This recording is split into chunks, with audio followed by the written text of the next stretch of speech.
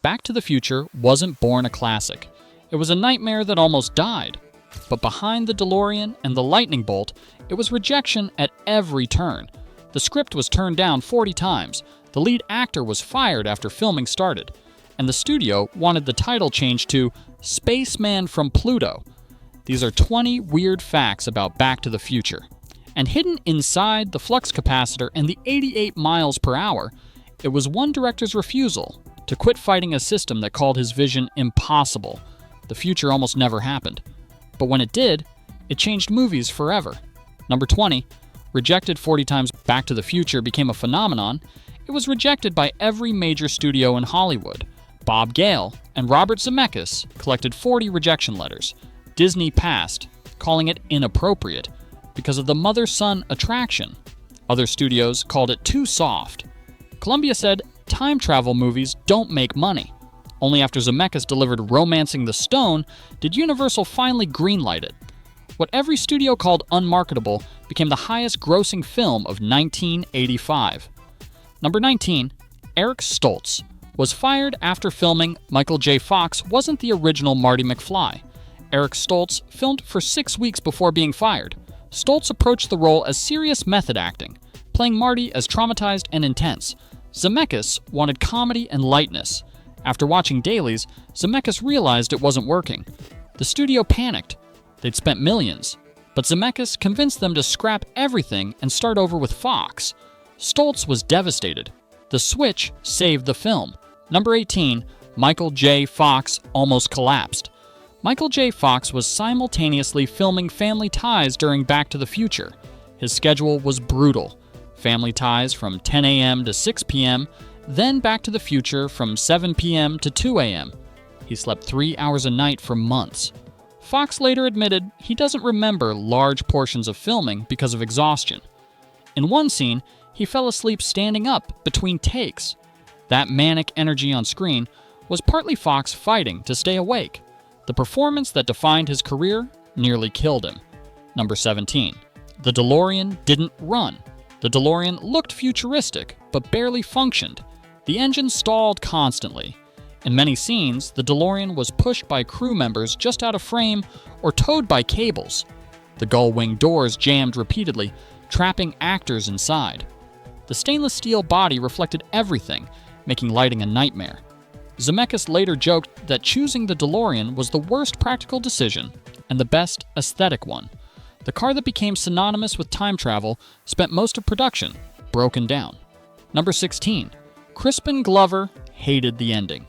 Crispin Glover played George McFly brilliantly, but despised the film's message.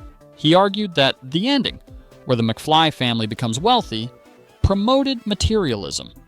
Glover wanted George to succeed through integrity, not money. He clashed with Zemeckis repeatedly. When sequels were planned, Glover refused to return unless the script addressed his concerns. The studio used archival footage and a prosthetic mask on another actor. Glover sued and won, creating new precedents for actors' likenesses. His principled stand changed Hollywood contracts forever. Number 15. Huey Lewis rejected his own song. Huey Lewis wrote The Power of Love, specifically for Back to the Future, and then rejected it, thinking it wasn't good enough. Zemeckis convinced him to reconsider. Lewis finally agreed, but refused to appear in marketing, convinced the movie would flop. Then, Power of Love became a #1 hit. Lewis had to eat his words. He even appeared in the film as a teacher who rejects Marty's band as too loud, a self-referential joke that became one of the film's best cameos. Number 14. The flux capacitor was a toilet accident. The flux capacitor was invented by accident. Bob Gale envisioned it after slipping in a bathroom and hitting his head, exactly like Doc Brown in the film. The Y-shaped design was inspired by emergency exit signs. Production designer Lawrence Paul built it from aircraft parts and LED lights. It had no real function, just blinked dramatically. But the design became so iconic that Universal patented it. A bathroom accident became one of sci-fi's most recognizable props. Number 13. Marty's truck was totaled. The black Toyota SR5 truck Marty dreams about was a product placement deal. During filming, a stunt went wrong and the truck was totaled. Toyota was furious, demanding payment. Universal settled out of court. The irony, that brief moment of Marty admiring the truck drove Toyota sales through the roof in 1985. The destroyed truck ended up being worth millions in free advertising. Toyota later admitted the crash was the best marketing accident they'd ever had. Number 12. The Libyan terrorists were controversial. The Libyan terrorists who killed Doc Brown caused international controversy. Libya's government condemned the film as propaganda. Some American theaters protested the portrayal. Zemeckis defended it as satire, not racism. Still, the scene was edited or cut in some international markets. Decades later, the sequence is still debated. For a family comedy about time travel, Back to the Future accidentally waded into geopolitics and never fully escaped the controversy. Number 11. Leah Thompson wore padded clothing. Leah Thompson played Lorraine at two ages, 17 in 1955 and 47 in 1985. The older version required extensive makeup and prosthetics, but the younger version required the opposite, padding to make her look more teenage. Thompson was 24 during filming, but had to convincingly play a high schooler. The wardrobe department added subtle padding to create a more youthful silhouette. The transformation worked so well that audiences never questioned the age differences. Number 10. The clock tower was fake.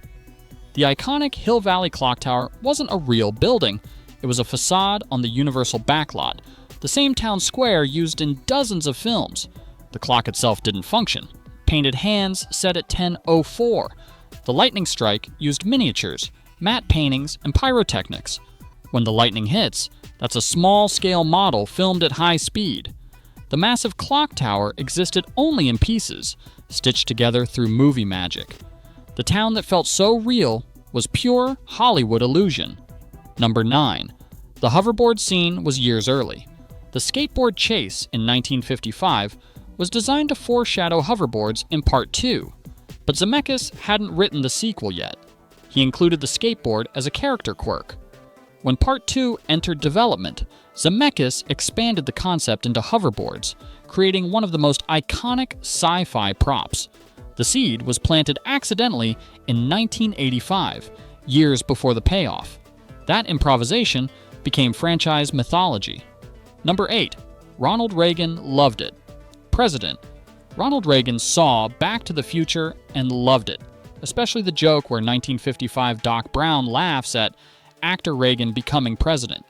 Reagan quoted the film in his 1986 State of the Union address, saying, "Where we're going, we don't need roads."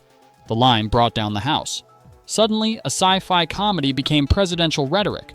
Reagan's endorsement boosted box office numbers and cemented Back to the Future as a cultural phenomenon beyond Hollywood. Number 7. The ending was reshot. The original ending had Doc Brown dropping Marty off and flying away.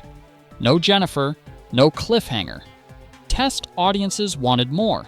Universal, sensing sequel potential, convinced Zemeckis to add the ending where Doc returns, insisting Marty and Jennifer's kids are in danger. Number 6. Biff was based on Donald Trump. Bob Gale admitted that Biff Tannen was partially inspired by Donald Trump's public persona in the 1980s, a loud, aggressive bully obsessed with wealth and power. Thomas F. Wilson played Biff with exaggerated bluster. Number 5. The sequels were shot simultaneously. Part 2 and Part 3 were filmed back-to-back over 11 months, one of the first major Hollywood productions to attempt this. The schedule was grueling, but saved money on sets. However, it locked Zemeckis into scripts before Part 2 was released. Number 4. The 2015 predictions were shockingly accurate. Back to the Future. Part 2 predicted October 21st, 2015 would have hoverboards, flying cars, and self-lacing shoes.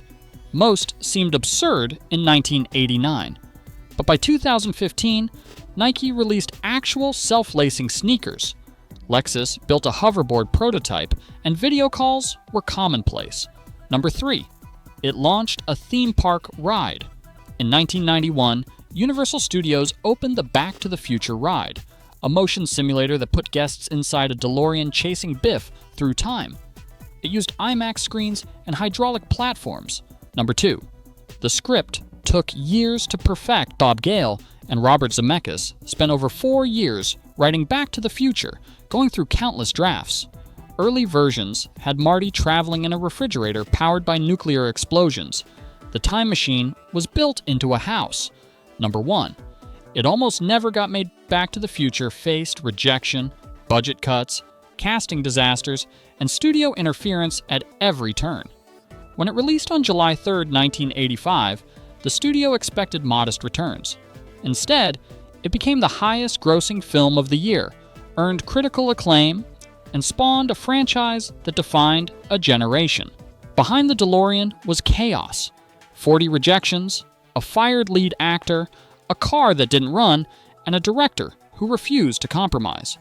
Zemeckis and Gale built a time travel masterpiece from failure, exhaustion, and stubborn vision.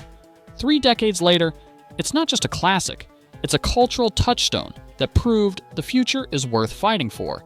If Back to the Future changed your life, drop a comment. Tell us your favorite weird fact or what cult classic we should revisit next. Because some movies don't just entertain, they prove that when the right vision meets the right moment, you don't need roads, you just need the courage to floor it.